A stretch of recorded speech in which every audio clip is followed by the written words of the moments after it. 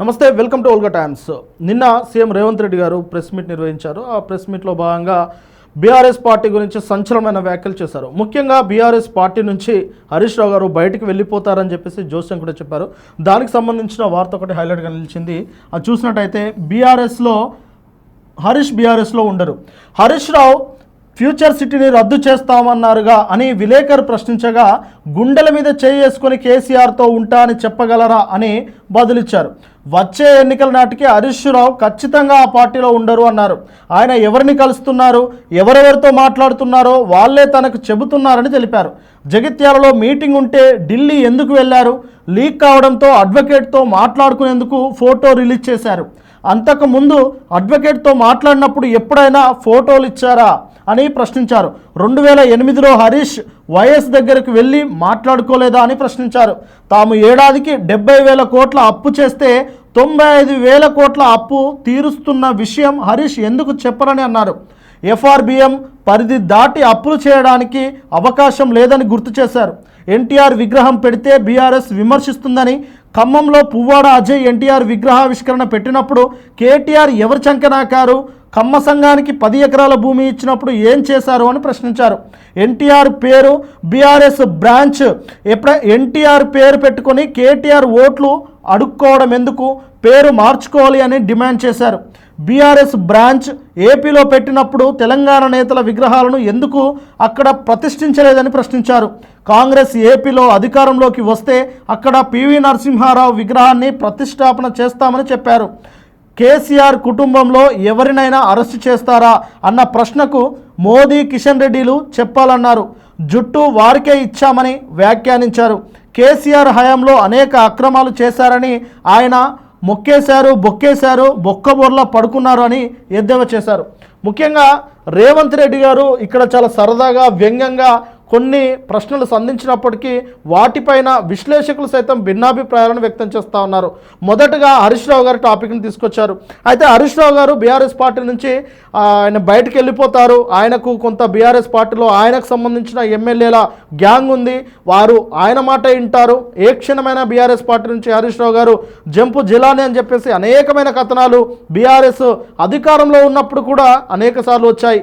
అయితే ఆయన ఎప్పుడూ అలాంటి పని చేయలేదు. హరీష్ రావు గారు ఎప్పుడూ కేసీఆర్కి లాయల్గానే ఉంటానని ఆయన పదే చెప్తా ఉన్నారు. సరే, ఆయన వేరే పార్టీలోకి వెళ్తారా, బీఆర్ఎస్ పార్టీలోనే కొనసాగుతారా అనేది అది ఆయన వ్యక్తిగత విషయం. దానిపైన రేవంత్ రెడ్డి గారు కూడా కామెంట్ చేయొచ్చు, దానికి ఎవరికి అభ్యంతరాలు లేవు.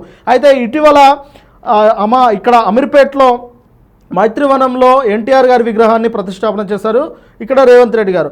ఇప్పుడు ఆ సమయంలో చాలామంది ఇటు తెలంగాణ వాదులు కావచ్చు, లేదంటే ఇతరితర కొంత మేధావి వర్గం అని చెప్పుకునే వారు కావచ్చు, తీవ్రంగా విమర్శించారు.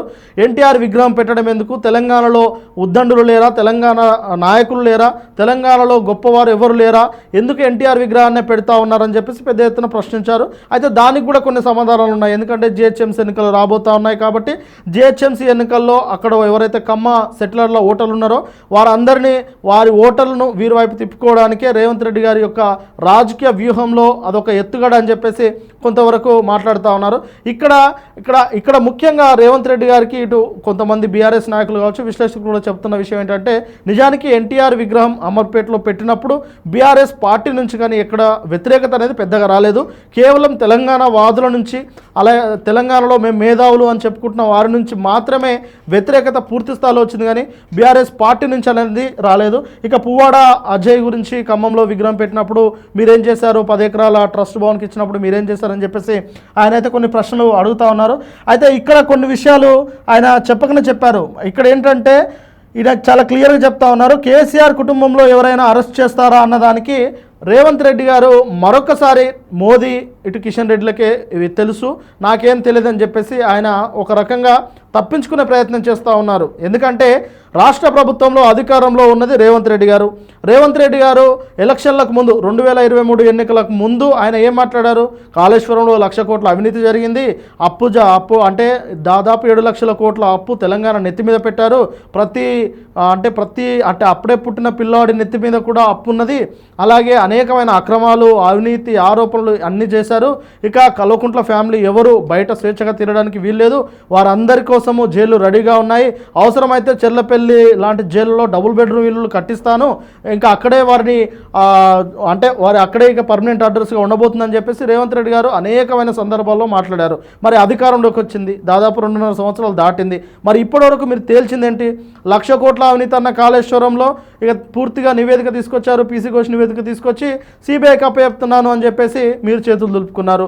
ఆ తర్వాత జరిగిన మరేదో కేసులో ఇక రేవంత్ రెడ్డి గారు చేతులు దులుపుకే ప్రయత్నం చేశారు. ఇప్పుడు కూడా వారి అక్రమాల విషయం ఏమైంది, వారి అవినీతి విషయం ఏమైంది, వాళ్ళు చేశారా చేయలేదని తెలంగాణ ప్రజలకు చెప్పాల్సిన అవసరం ఉందన్న ప్రశ్నలకు కూడా ఆయన క్లియర్గా సమాధానం చెప్తా ఉన్నారు.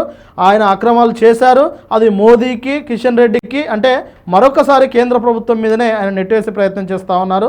అయితే ఇది నిజంగా ఆయన తప్పించుకునే ధోరణిలా కనిపిస్తూ ఉన్నది. కానీ ఎక్కడ ఇప్పుడు ఆ తెలంగాణ రాష్ట్రంలో గత 10 సంవత్సరాల్లో జరిగిన అన్యాయాలను, లేదంటే గత 10 సంవత్సరాల్లో జరిగిన ఏదైతే అవినీతిని వెలికి తీసి ప్రజల ముందు పెట్టి మరి దానికి కారకులైన వారిని శిక్షించే రీతిలో ఆయన వైఖరి కనిపించడం లేదని చెప్పేసి పెద్ద ఎత్తున విమర్శలు అయితే వస్తూ ఉన్నాయి. మరి దానికి కాంగ్రెస్ రాష్ట్ర ప్రభుత్వము అలాగే రేవంత్ రెడ్డి గారు సమాధానం చెప్పాల్సి ఉంటుంది. చూస్తూనే ఉండండి. Thank you.